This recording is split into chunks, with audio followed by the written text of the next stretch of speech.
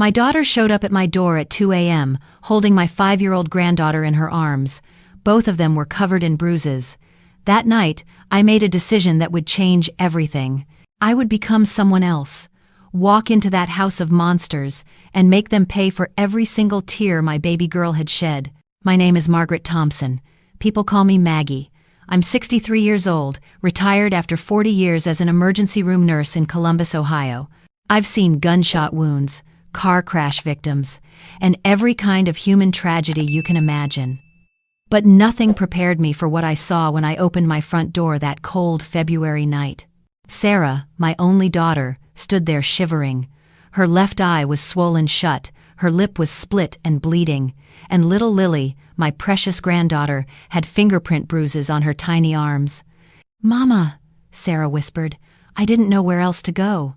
I pulled them inside without a word. I sat them down on my couch. I got ice packs and antiseptic. My hands moved automatically, the way they had for 4 decades in the ER. But inside, something was happening. Something I hadn't felt in years. Rage. Pure, white-hot rage. "Tell me everything," I said after I'd cleaned their wounds. From the beginning, Sarah started crying. The story that came out of her mouth was worse than anything I could have imagined. She had married Derek Morrison 8 years ago. I never liked him. There was something about his eyes, the way they calculated everything, the way he looked at Sarah like she was property rather than a person. But Sarah was in love, and what mother can stop her daughter from following her heart? The first year was fine. Derek was charming. His family welcomed Sarah with open arms. His mother, Patricia, even called her the daughter I never had. His sister, Karen, treated her like a best friend. Then Lily was born. "That's when everything changed, Mama," Sarah sobbed. "Derek wanted a son. When Lily came out, he looked at her like she was defective merchandise. The abuse started small. A shove here, a slap there. Derek would apologize, buy flowers, promise it would never happen again. Sarah believed him. She wanted to believe him. But it got worse. He controls everything," Sarah said.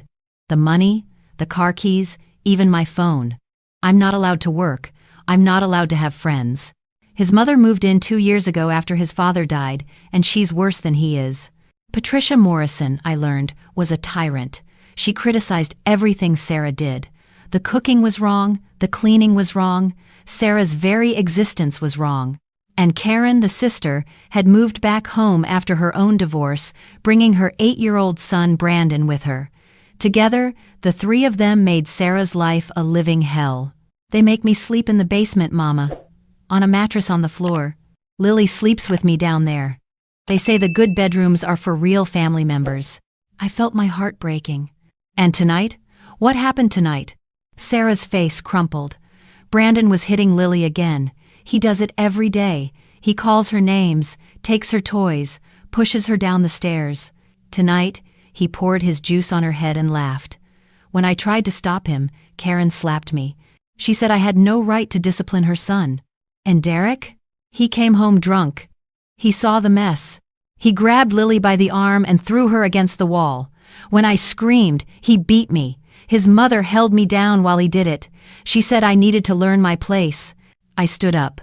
I walked to the window. I looked out at the quiet street, the snow falling gently under the streetlights. "You're not going back there," I said. "Mama, I have to. All my things are there. Lily's things. And if I try to leave, Derek said he'll make sure I never see Lily again. He has money. He has lawyers. I have nothing." I turned around.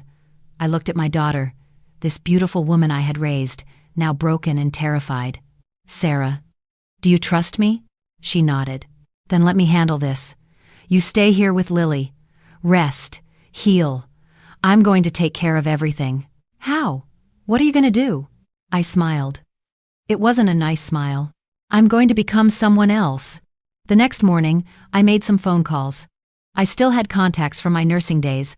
I learned that the Morrison family had been looking for a live-in housekeeper for months. Patricia's health was declining, and she needed someone to cook, clean, and help her with daily tasks. No one lasted more than a few weeks. The family was too difficult. Perfect. I dyed my gray hair brown. I put on glasses I didn't need.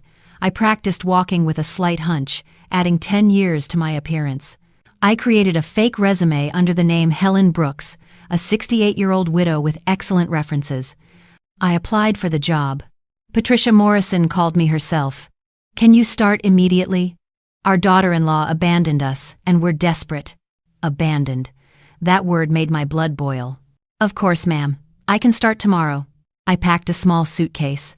I hugged Sarah and Lily goodbye. "Give me 2 weeks," I said. 2 weeks. And this will all be over. The Morrison house was a large colonial in a nice neighborhood. From the outside, it looked respectable. American dream material. But I knew what horrors lurked behind those white shutters. Patricia opened the door. She was a heavy-set woman with steel gray hair and cold, calculating eyes. She looked me up and down like she was inspecting livestock. "You're Helen?" "Yes, ma'am." "Come in. I'll show you your room." My room was in the basement.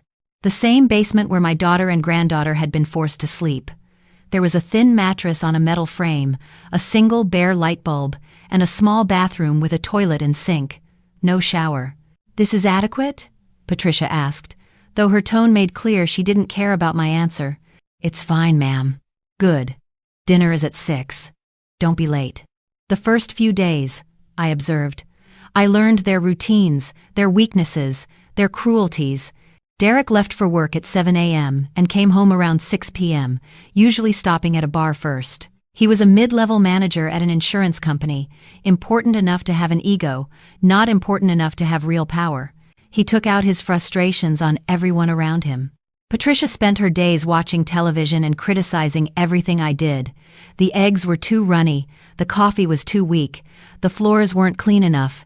She had a bell, a little silver bell, and she rang it constantly. "Ring, ring, ring. Helen, bring me my pills. Ring, ring, ring. Helen, this soup is cold." Karen was worse in some ways. She didn't work, just lived off her mother's money while her divorce settlement ran out. She spent hours on her phone, shopping online, ordering me around like I was her personal servant. "Helen, iron my dress. Helen, clean Brandon's room. Helen, fetch me a snack." And Brandon, that little monster. At 8 years old, he was already a bully in training. He kicked me when I walked by. He spilled things on purpose, so I'd have to clean them up. He called me the old hag to my face. I cleaned, I cooked, I served. I smiled and said yes, ma'am, and of course, and right away. And I watched. I listened. I gathered ammunition. On the 5th day, I found the first piece of evidence. I was cleaning Derek's home office when I found a folder hidden in his desk drawer. Inside were documents. Financial documents. Derek had been embezzling money from his company for years. Over $200,000 funneled into a secret account. I photographed every page with my phone. On the 7th day, I found the second piece. Karen had a diary. She was stupid enough to leave it in her nightstand. I read it while she was out getting her nails done. The entries were illuminating. Mom and I made sure Sarah knows her place today. Derek was too soft on her, so we had to step in. The stupid cow actually thought she could tell Brandon what to do. We showed her. And worse, I scratched her face with my ring, told Derek she fell. He believed it, or pretended to. Either way, who cares? She's just the help. I photographed every page. On the 10th day, I made my move. It started at dinner. I had prepared a roast chicken, exactly the way Patricia liked it. But when I served it, I accidentally made it too salty. Way too salty. Patricia took one bite and spat it out. "What is this garbage? Are you trying to poison me?" "I'm so sorry, ma'am. I must have made a mistake." "A mistake? A mistake?" She stood up, her face purple with rage. "I've put up with your incompetence long enough. You're fired. Pack your things and get out." I didn't move. Patricia stared at me. "Did you hear me?" I said, "Get out." "I heard you, Patricia." The use of her first name stopped her cold. The help didn't call her Patricia. The help called her ma'am. "What did you just say to me?" I stood up straight. I took off my glasses. I let the hunch drop from my shoulders. "I said I heard you." "But I'm not going anywhere." Derek stood up. "Who the hell do you think you are?" I smiled at him. The same smile I'd given my daughter that night. "I'm Margaret Thompson, Sarah's mother, Lily's grandmother, and I've spent the last 10 days documenting every crime this family has committed. The silence that followed was beautiful. Patricia sat down heavily. Karen's face went white. Derek's hands clenched into fists. "You're lying," Derek said. "You're some crazy woman who wandered in off the street." "Am I?" I pulled out my phone. "Let's see. I have photographs of your embezzlement records, Derek. $237,000 stolen from Morrison Insurance. That's a felony. Multiple felonies, actually." Derek's face went gray. "I have photographs of Karen's diary. Very detailed descriptions of how you and your mother abused my daughter. That's assault, battery, possibly false imprisonment." Karen started crying. "And I have this." I held up a small device. A recording of Patricia admitting to Derek last night that she held Sarah down while he beat her. I believe her exact words were, "Someone had to teach that woman her place. That's conspiracy to commit assault." Patricia's mouth opened and closed like a fish. "Now," I said, sitting back down, "let's talk about what happens next." Derek lunged at me. He was big, over 6 feet tall, and he was used to intimidating women. He grabbed my arm. But I had spent 40 years in the ER. I had restrained violent patients, drug addicts in withdrawal, men twice Derek's size. I knew exactly where to apply pressure. I twisted his wrist. I heard something pop. Derek screamed and fell to his knees. "I'm 63 years old," I said calmly. "I've handled worse than you." "You broke my wrist," he howled. "It's sprained. You'll live. Now sit down and listen." He sat, cradling his arm, tears streaming down his face. The big, tough man who beat women and children was crying like a baby. "Here's what's going to happen. Derek, you're going to sign divorce papers, full custody to Sarah. You're also going to transfer $100,000 to a trust fund for Lily. Consider it back payment for 8 years of child support you would have owed if Sarah had left you earlier. You have $237,000 in your secret account. Don't lie to me." He shut up. "Patricia, Karen, you're going to sign statements admitting to the abuse. Every incident, every slap, every cruelty. These statements will be held by my lawyer. If any of you ever contact Sarah or Lily again, if you come within 100 feet of them, those statements go to the police." "You can't make us sign anything," Patricia spat. "You're right. I can't make you. But consider the alternative. I go to the police right now. Derek goes to prison for embezzlement. You and Karen go to prison for assault. And everything comes out. Your friends, your neighbors, your church. Everyone will know what you did to a defenseless woman and a 5-year-old child." I let that sink in.